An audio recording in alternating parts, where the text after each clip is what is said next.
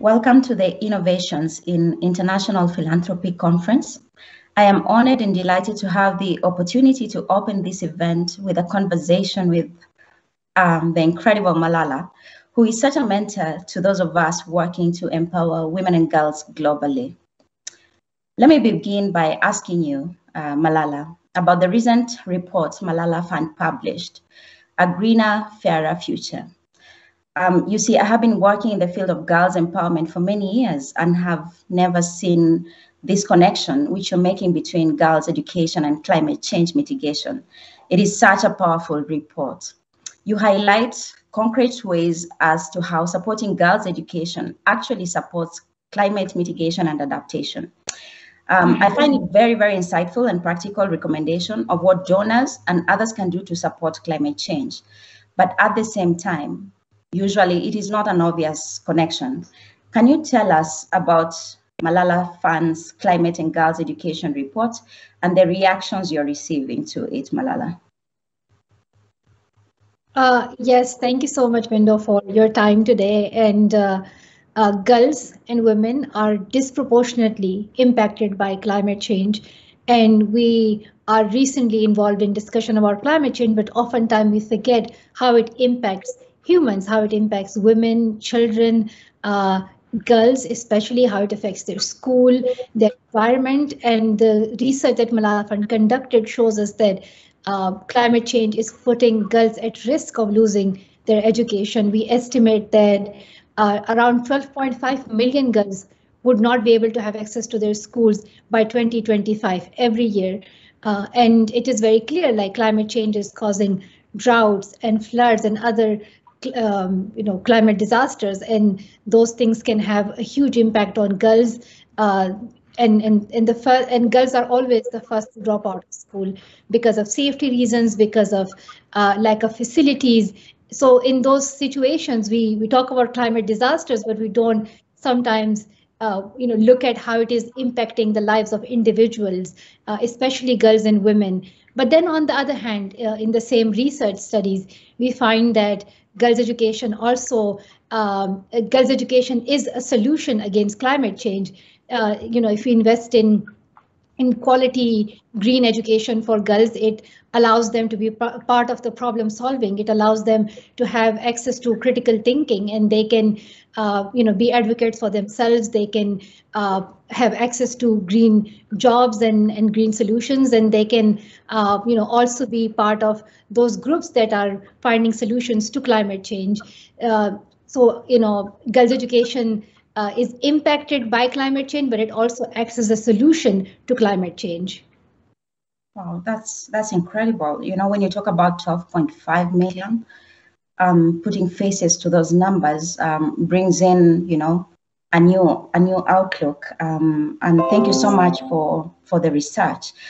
Towards the end of 2020, for example, Malala, most of the lakes in Kenya's Rift Valley started flooding. Sad story is that in our region here in Baringo, 18 schools were completely submerged, and most of the girls who were attending these schools never returned to schools. Over 5,000 people were displaced.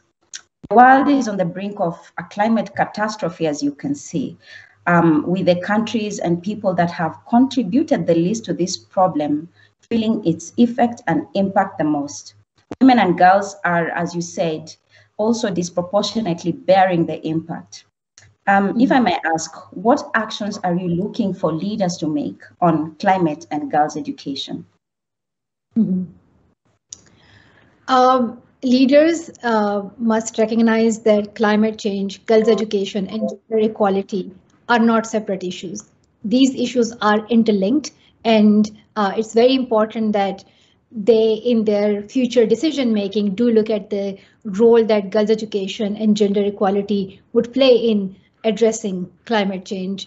We have upcoming events like COP26, and I hope that especially at that platform, they look at the role that women and girls' education can play, that women empowerment can play, and when women are part of the workforce, when they're part of the climate solutions, we will end up with much better decisions.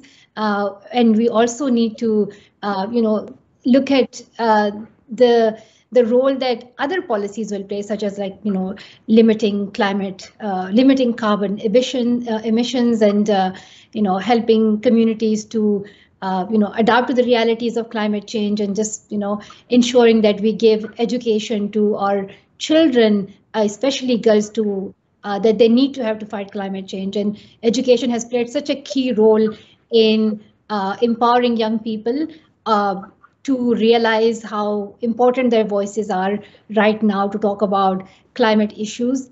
And education will help us further to realize what we need to do as individuals, but also as corporates and as a government to ensure that we are ready for a safer, greener future for ourselves and for our future generations. So I think there are policies that governments need to take at the upcoming events, and but also some policies need to be made on the international level. But we also need to look at the power that education can play here. Wow, thank you so much for your answer, Malala. I am child of the village.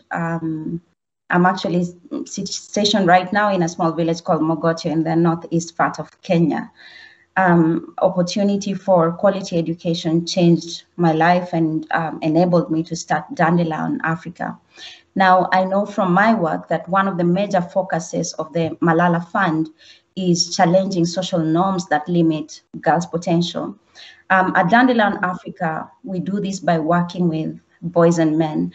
I've heard from your stories and how your dad inspired you, and how you talking to your brothers about gender equality and fighting for your space even within your own family. Challenging cultural norms about the roles of girls and women in society. We ask and in our community, for example, we ask and work with our local communities to formulate solutions that uniquely work for them. Malala, how does Malala Fund address social norms to amplify the voices of girls? And what is your experience and takeaway from this work? Mm-hmm. Addressing social norms is one of the most important things for us at Malala Fund, along with focusing on policy level changes and pushing for financing for education. But at the same time, it's also one of the hardest things for us to do, because social norms are different in every region, even in every small district or town or village, and social norms can have a huge impact on how we live our lives. And it is connected to our history, to our culture, to our ethnic identity, and it's very difficult to separate what is beneficial for the society and what is good for the society, and ensuring that that we respect our cultural values, but also at the same time make sure that we are we are protecting women's rights, we are protecting children's rights, and we are protecting those values that actually helps us to be to have a better society and better community. And I myself come from a culture where we are very proud of our hospitality and our bravery and our courage, but there are certain elements in our culture that could be used as against women and against girls. And one of those is the limitations that women face, to be told to be limited to their houses and just do the housework, not get their education, that somehow their education is not as important because they will end up being housewives anyway. And a lot of women don't have a choice. It is defined as their life, that just because your gender is different and you are a woman, this will determine your life. This will determine what you do and how you live your life. And it is that liberty and choice is taken away from you. So that's why at Malala Fund, it's very important that we work with local communities, with local activists, and we have a Malala Fund Education Champions Network, but we also have a platform, a digital publication and newsletter, which is called Assembly. And on that platform, girls are sharing their stories from around the world. It is very difficult when it's somebody outside telling you what to do, but when it's somebody from your community who stands up and raises their voice, it can have a huge impact, because that person can relate to you and connect to you and can explain it to you that how can we imagine a world where girls are educated, where girls are empowered within our own culture. And I think that gives a bit of safety element as well to this, to ensure that our cultures are not at risk. So it has already, we see girls from 100+ countries writing on assembly, and their stories are just fascinating. And they do not just talk about the problems that they're facing, but they're talking about how they are using their talents and skills to address those issues. They're developing solutions. They're talking about climate change. They are talking about women and girls as in different jobs and professions. Some of them are doing artwork, and they are organizing music festivals, or they are doing community gatherings, and it's just amazing to see that girls are deciding that they are the leaders of today, and they are not going to wait for a few more decades to change the world. They are changing the world right now. Wow. Oh, incredible. Incredible. I often find, and they usually say that whatever happens to any one of us has an effect on all of us. And, when you're talking about culture and social norms, it's so similar here in rural Kenya. We don't get to decide the number of children we can have, like the basic human right of the right to your own body. Like you have to go through female genital mutilation to be able to fit into a society. And I find that the barriers around women and girls are so many. And I often ask myself, is it because we are so awesome? Is it because we are so powerful? I often find that girls' voices are silenced because of the power they possess. And you are an epitome of what that is. Maybe you can tell us a little bit more about how do we ensure that in countries like Kenya, we have like Education Champion Network, for example, because you already talked about what they do. What is that special sauce about the Malala Fund's Education Champion Network before we hear from them? Yes, so my dad and I were activists in Pakistan, so we know the power of local level activism. And oftentimes when we talk about changing the world, we feel like there's something that we need to do on a global scale, but that's not the reality. The reality is all of those small changes that we make in our own community, they contribute to the bigger level change that we want to see. So we never underestimate every action that individuals, that activists are taking, on the local level and on the national and international level. So Malala Fund started the Education Champions Network a few years ago, and we currently work in up to 8 to 10 countries, including Afghanistan, Pakistan, Brazil, Nigeria, Ethiopia, and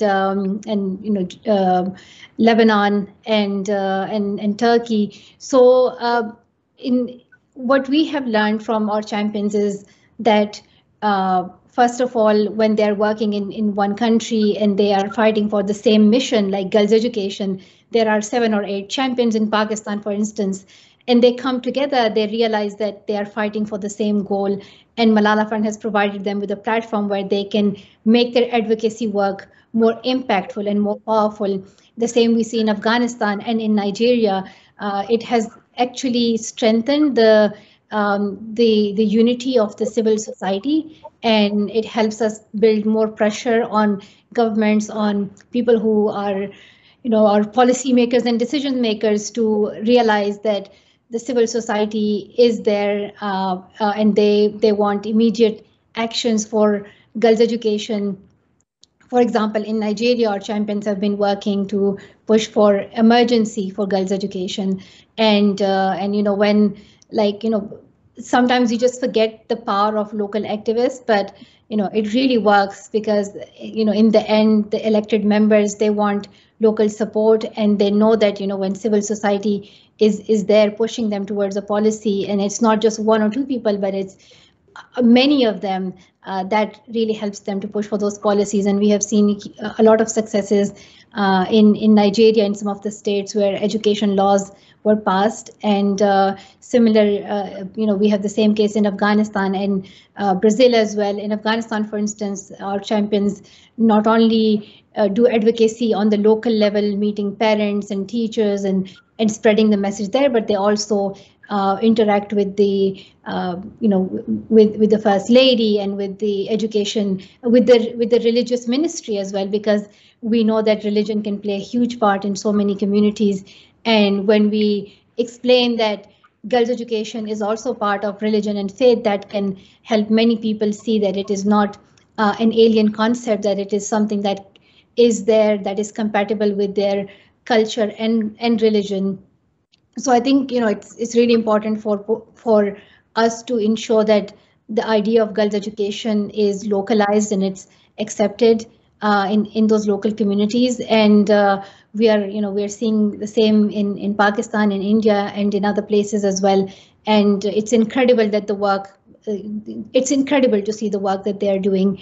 And I'm always in awe of their work. They are really hardworking people who have dedicated their lives to fight for girls' education, and they are protecting them from early child marriages. They're protecting them from domestic labor. They are helping in creating a society where they can have access to safe and quality education. And even in this COVID times, a lot of our champions just responded to it so quickly. They started promoting lessons through radios, for instance, in Nigeria, and in Pakistan, they explored giving educational lessons through the national television and through mobile apps. So, they are always there ensuring that girls do not miss out on their learning, and they conduct researches. They give us data to remind their local leaders, to remind all of us how the external things that we talk about, from climate change to COVID-19, how these things are impacting girls' education right there, and then how do we respond to that? You've mentioned very, very important points. I love your passion for locally driven projects and initiatives within communities. There's been a lot of talk about decolonization of aid and localization, and especially when you talk about how fast and how quick local driven organizations responded to COVID that actually saved a lot of lives. It then brings us to this discussion on what today we're launching a 3-day conversation about how donors can play a role in supporting climate change mitigation, creating equality, shifting power to communities, and reforming institutions so that decision making is in the hands of those implementing change. We know that it's easy to talk about, but very complicated to do. You, Malala, have spoken truth to power, and you have shown tremendous courage, and I am absolutely inspired. In your experience, what do we as citizens of the world, me sitting here in Mogotio, need to do to create these important but hard and significant changes? Mm-hmm. There is sometimes, we question ourselves, what can we do? What can I do as an individual, but also as a person who works, at a company, who has a job, who is an active participant, in society, but also as a person in a family. And we realize that we have so many different roles to play. And, it's important that on an individual and personal level, we understand what our actions and words actually mean and how they create society. Sometimes we don't, sometimes we just forget how, these small events actually make the world around us, right? Like this actually defines our life, and it can actually, it can actually have a huge impact how we, make every decision in our life, and we make more conscious choices. So it's very important that we are aware of those things and ensure that we carry the values of equality, equity, respect, and dignity, with us. It's very important, but also at the same time, a lot of us have jobs, and then there are companies. They play a huge role in the society that we have around us. We cannot isolate ourselves. It's important that we realize how the people who work with us, how are their lives impacted by what is happening outside. And we see that there is Black Lives Matter campaign, and there's a climate change campaign, and then you are there at your workspace, and somehow you have to just erase that from your mind as if this is not an issue anymore, or this is an issue outside. But that's not the reality. This is in the end our life. We need to talk about it at our workspaces, in our schools, in our homes as well. And I think that when we start to have a good and healthy conversations about these things, it can really actually help us to build better social norms, to build better values for ourselves. And again, I think for a lot of companies and the corporate world, and even like any workspace, it's really important that they when they make commitments to gender equality, that they support organizations who are out there fighting for girls' education, such as Malala Fund. We are really grateful that we have amazing donors, and we are really, really grateful for them. And we hope that we expand this group and we have more supporters as well. But it's also important that we apply those values within our own workspace as well. So for every company, it's really important that they do more to empower women, and they invest their their resources in that female talent. So girls' education, they need to work within, but also outside. And if we invest in girls' education, it can really help us to have a better workforce, because we would have empowered more women to join that pipeline. Wow. Amazing. You're a voice on the world stage, Malala, with the opportunity to use your voice for those who cannot be heard. You're shaping the agenda of young girls activists. What is the most important thing you want young girls out there in the world today to focus on? I don't think I need to tell girls what they need to focus on, because they already know. And, I was 11 years old when I started campaigning for girls' education. And it was because of what I saw. And I knew that it was not right, what was happening around us. How was it that a valley that was known for tourism and peace and its beauty suddenly changed into a place of terrorism? We already had many issues and girls were not having equality, but then all of a sudden girls' education was completely banned, and schools were destroyed and schools were bombed, and just I live in a world where I cannot go to school. So at that time I knew that I needed to speak. And we see that with so many girls around the world right now who are witnessing injustices, and they know that it is not right, and they speak out, they raise their voice. We have Vanessa, we have Greta Thunberg, we have other young activists who are speaking out about climate change, because not just because this is, they have read about it in their textbooks as well, they have studied it, they're educated about it, but they also see how it is impacting their communities. They are seeing floods, they're seeing droughts, they're seeing how people are migrating because of these catastrophes, and so they are reminding our leaders or policymakers that they cannot ignore the world that we are living in right now. Look at data, look at science. You can see it and witness it through your own eyes as well. Glaciers are melting, and we are seeing rise in temperatures as well. And we the science and everything is clear. So I think the question from young people is always like, why don't you see it, right? And it's just so obvious. And when you see inaction in response to that, I think that could be really frustrating. But it's good that young people are getting frustrated with this, and they are questioning the current structure of society, and they are questioning the status quo, and they are they're not waiting for tomorrow, they're doing their activism today. And that is what I always tell young people, like, that you do not have to grow older to be a change maker. You can be a change maker now. Let your age not stop you. If you are ambitious about something, go for it. And you don't need to have like, a PhD and a complete research either, do that if you want to, but it's simply sharing your story. And because, I think storytelling is really powerful.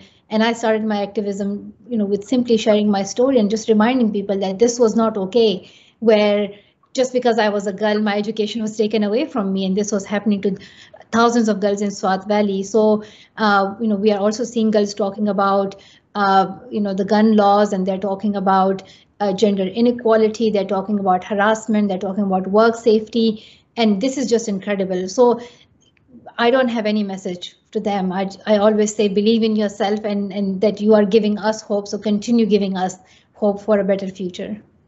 Thank you so much, Malala, for that. I'm often told that people want to give girls voices, but I think your message is clear. Girls were born with voices. We need to get out of the way and let them use them.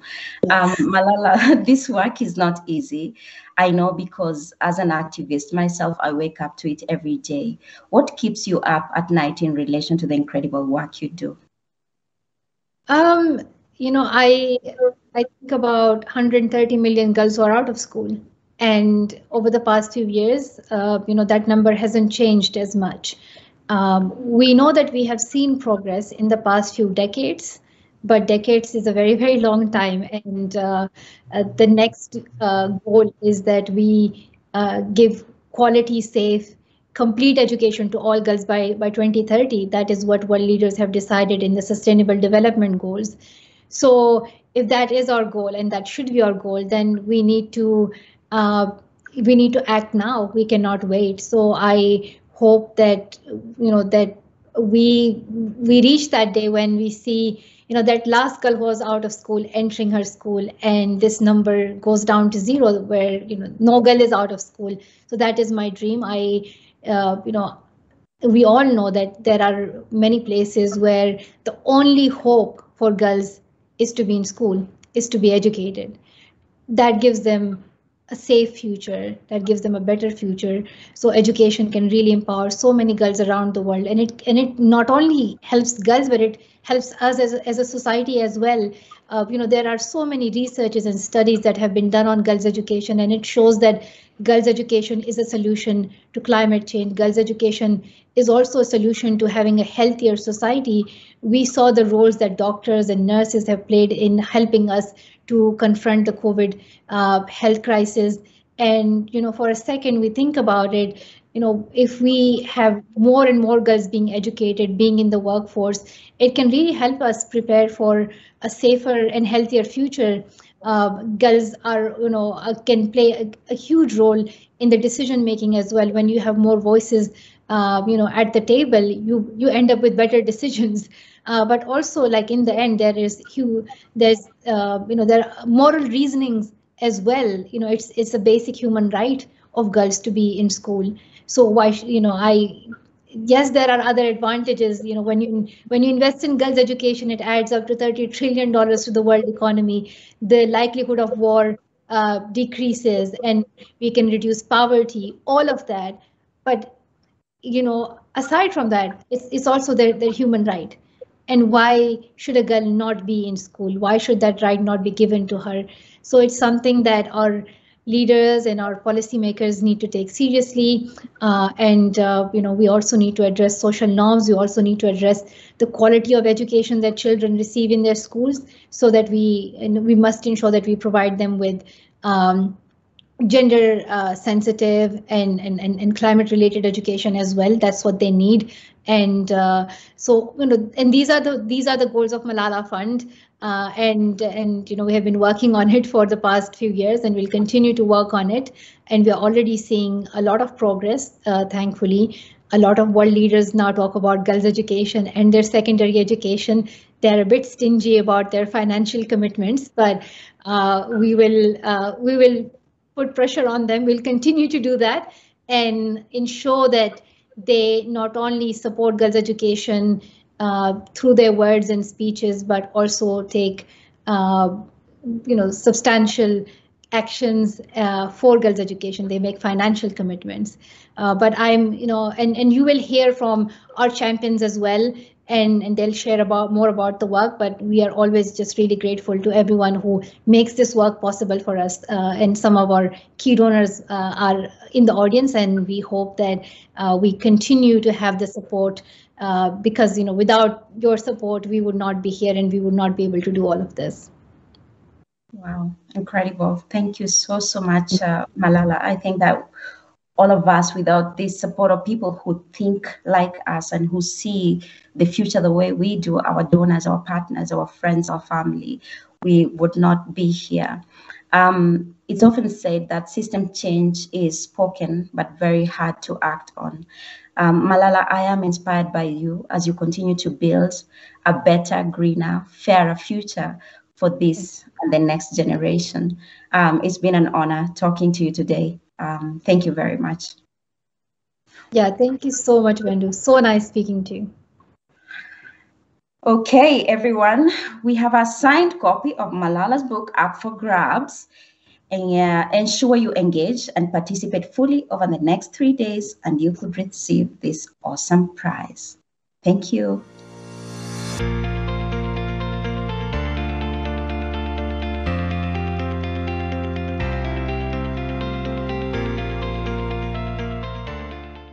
Hello everyone, my name is Haroon Yasin. I am live here from Islamabad, Pakistan. I work with the Malala Fund to make sure that children, especially girls, all across Pakistan have the opportunity of world-class education at their fingertips without their ability to go to school, or in some cases, there may not be any school near them. I use technology to make sure that children do not have access can have the learning come right to their doorstep. So far, using technology, mobile apps, television, and radio, we've reached out to over 10 million children all across Pakistan. And I've got on the call with me Habiba. And Habiba is a legend herself, has been working for girls' education for the longest period of time. I've had the pleasure of knowing her, and I'll let Habiba make her own introduction. Habiba, tell people about yourself. Okay, hello everyone. My name is Habiba Mohammed. I co-direct the Center for Girls Education. I am a Malala Education Champion, and I've been in this work for over 13 years, and I'm still counting. Supporting girls to go to school, providing safe spaces, and then ensuring that there is enrollment, retention, and completion of school for vulnerable girls. Thanks, Habiba. I think the conversation around girls' education is really important. I know we've talked offline about this on multiple occasions, but today we want to do it with our audience. And so we'll go through a series of questions. You'll answer them, and then I'll also have a shot at answering them. But one of the first things that I want to talk about today is that we want our audience to learn about the state of girls' education in Nigeria, and what some of the barriers are for girls in completing their 12 years of education. I know this is an issue that you're deeply familiar with. Why don't you tell our audience what the situation looks like on the ground? Well, in Nigeria, especially northern Nigeria, we have several out-of-school girls, and girls account for more than the 10 million out-of-school girls in Nigeria. And majorly, most of them are facing issues that has to do with girls dropping out of school because of early marriage and other barriers like poverty and other discrimination of social norms.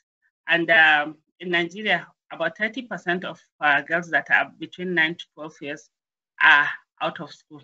And I am working in northern Nigeria to support girls, to make sure that girls are in school. Most parents don't want to allow their girls to go to school because they are not learning in school. The quality of education is very low. And that is why we're improvising by providing safe spaces for girls to be able to learn and to be able to stay longer in school. When parents find out that their girls are learning, they allow them to stay in school. But where the quality is not there and there is no safety and there is cost attached to education, girls drop out of school. And in my organization, the Malala Fund has supported us to create safe spaces for girls where they learn critical life skills, they learn intensive literacy and numeracy for them to be able to stay in school.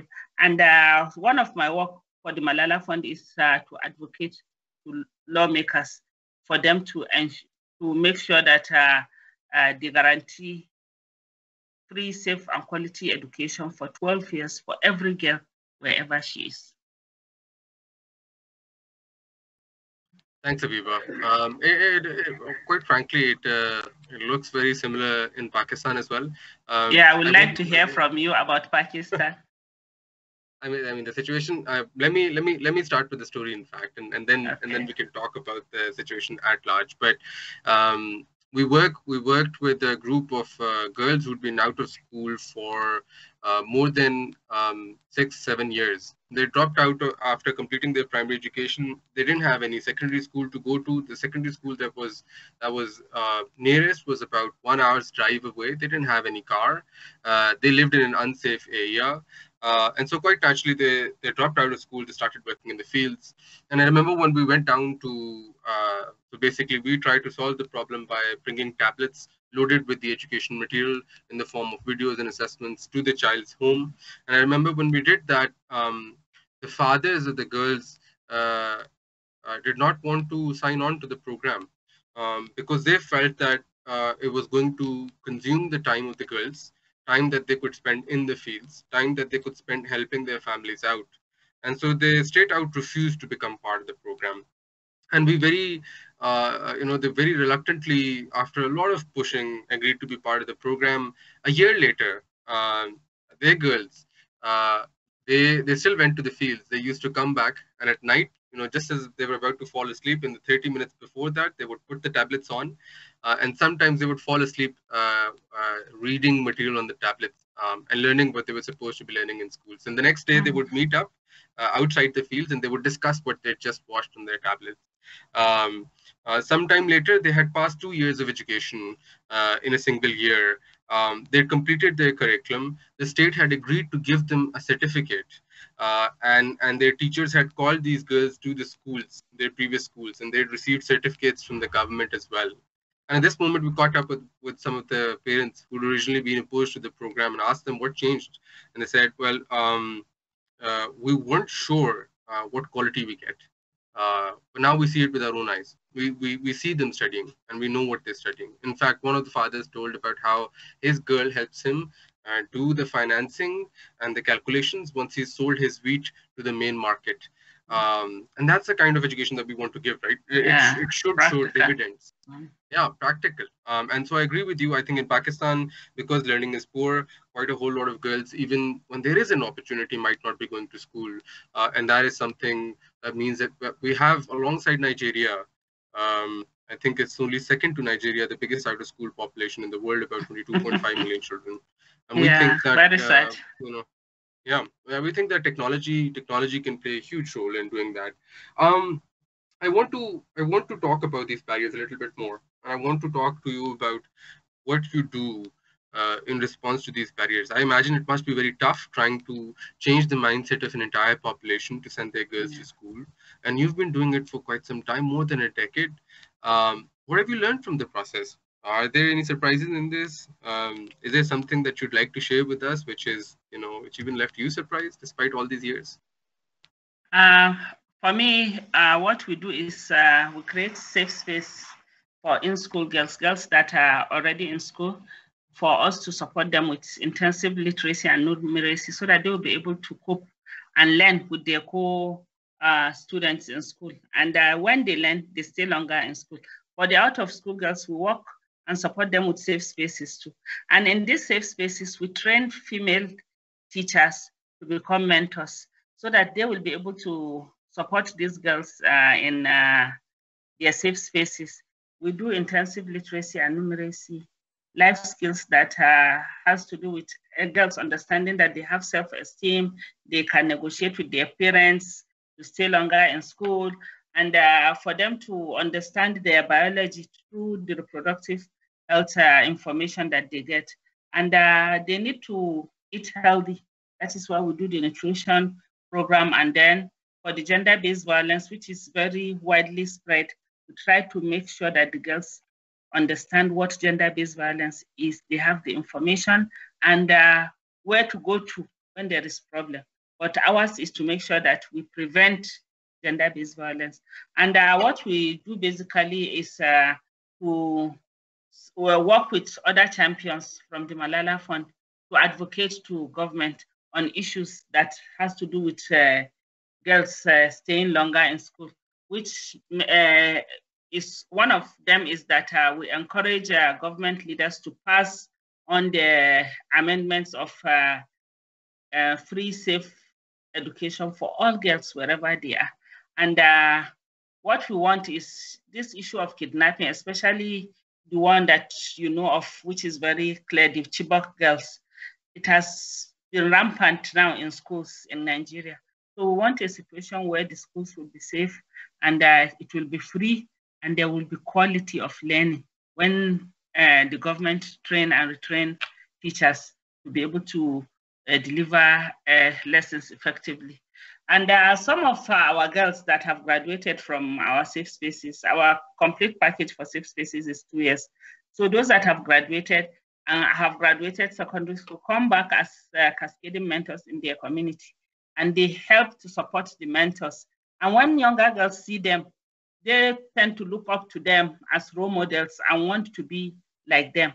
In communities where you find 2-3 girls in uniform, now you are finding about 200 and more in uniforms going to school because they see that there is benefits in going to school and they want to learn and achieve something in their life. And what surprises me most is that the potentials that all these girls have. You find out that these girls need just a little push to be able to realize their potentials and be what they want to be in life. So Haroon, over to you. I think I relate so much to what you're talking about in the sense that, I hear you when you say that it's not going to be something that just tackles one part of the problem, that you've got to be educating and working with parents and government officials and a whole range of stakeholders. I started this line of work about 10 years ago when I first taught a class in the slums of Islamabad. And then I just fell in love with teaching. I thought it was the best profession in the world. I wanted to do more of it. And I think perhaps the naive understanding then was that if I could just make students really like their class, that we could essentially get them to keep on coming to school. What has surprised me the most is that, if somebody walks into our office today and talks to all of their team members, one of the things they'll walk away is that this is a company that focuses a lot on parents as well, and a whole lot on school owners and principals and teachers as well. And so in the last 3 years, we've gone from an educational technology company to just being an education company. We use all kinds of technology.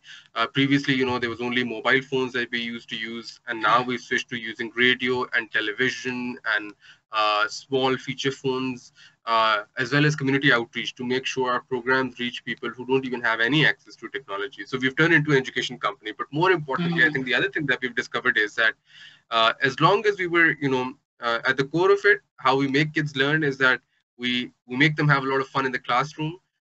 They watch cartoons to learn science, maths, English, and all the other subjects, and they go back home very happy. Except, if you've not communicated with parents and community members and teachers and school owners and government officials as to how this method really works and why this is going to improve the life of the child, or what part they need to be playing in this entire process, it simply doesn't work at all. Last year, we decided to focus quite a whole lot of our attention on mothers. And so we started talking a whole lot to mothers, and we said, the child spends an astonishingly large period of time with you, especially in the first 5 years. And so when they come back home from the initial few years in school, here's what you're going to do. Use our product in this way and engage the child in this manner. And we saw the regularity at which the children started to use those products. Their performances in school drastically go up because their mothers were involved in their child's learning. And a similar story goes for school teachers and administrators and government officials. It's only when I wish it was a turnkey solution, one size fits all, but I think it only begins to move once you start with engaging with all of these stakeholders. So definitely, I think as a teacher, I think quite a whole lot of surprises there, because I think my initial understanding was very, very limited. Good. So fine. I think my last question is around Malala Fund. Of course, we worked. That's how we became friends. We worked with Malala Fund Yeah. for some time, and we know that Malala is similarly passionate about extending educational access to marginalized populations, and that's how we started working with the Malala Fund. But how has it changed the nature of your work, and how has it evolved since you started working with the Malala Fund? Well, for us at Center for Girls Education, when we started our work with Malala Fund, the funds we enrolled about 418 girls that are out of school into our safe spaces, and we were able to move about 86% of these girls back to school, and which was wonderful. And we ensure retention and completion of schooling, and this has moved our work to expand and scale. And now we are working with girls that are between 3 to 6 years in preschool Montessori for us to prepare them for entry into primary school. We work with girls that are 10 to 14 years for us to ensure transition from primary to primary 6 to junior secondary school 1. And for the junior secondary school 2, for us to ensure transition from junior secondary school 3 to senior secondary school 1. And we follow these girls and make sure that they are able to get the basics that they need in education.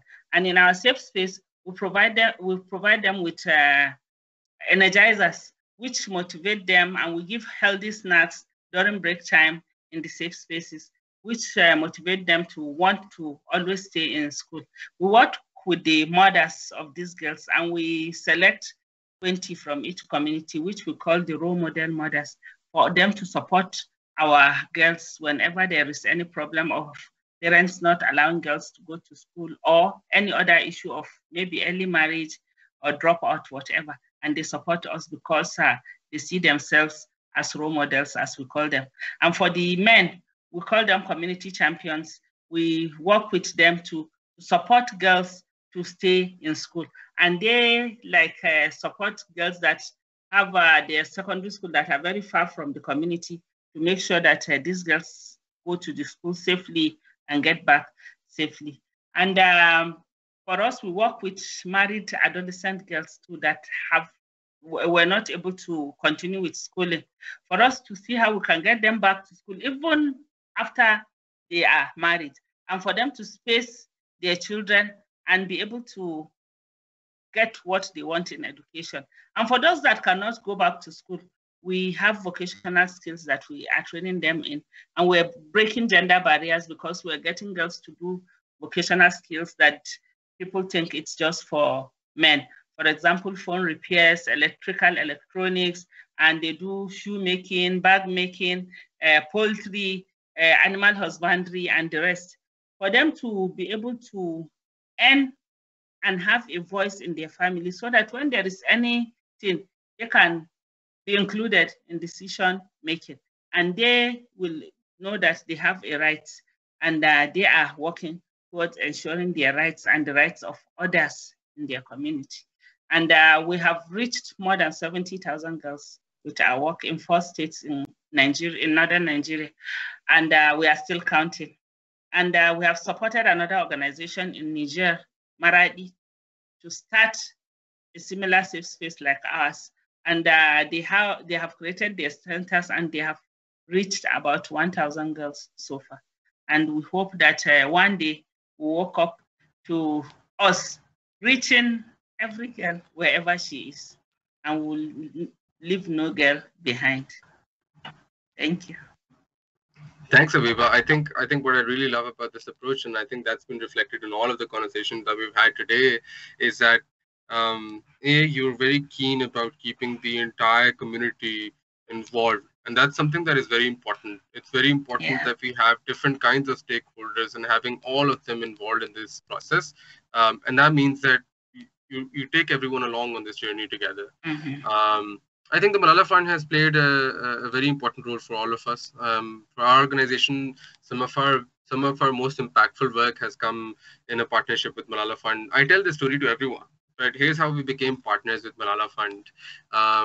We wrote an email to them very, very, very late in the night, and one of our team members said, "Look, Malala is from Pakistan. She has some great ideas about education. Why don't we write to her at info@malala.org and tell her that this is work that could speed up access to education through technology?" And so we did that. We said, "Hello, Malala. Girls can't go to school, so we need to bring the school to the girls." That was a completely blind cold email to an info@Malala Fund email. They wrote back to us. Their country representative came. The next time Malala was in the country, we had a conversation. That's how it started. And at that point, I believe we were reaching close to about 70,000-80,000 children through our platforms. Fast forward that to modern day, right now, and we have Talimabad schools. There's about 8 schools which extend educational access to children who do not have opportunity. They're built in underserved neighborhoods. We have Talimabad on radio and television that reaches out to 8.5 million children. We have Talimabad on mobile phones, which reaches out to another 1.5 million children. And we've almost multiplied our impact by a factor of 100. We've expanded our curriculum. We've set up more schools. We've gone to places and districts where we didn't have the capability to go and forge partnerships over there. I think the most fascinating part is that we were a pretty tiny organization, 14 people when all of this started, and we wrote a crazy email to Malala.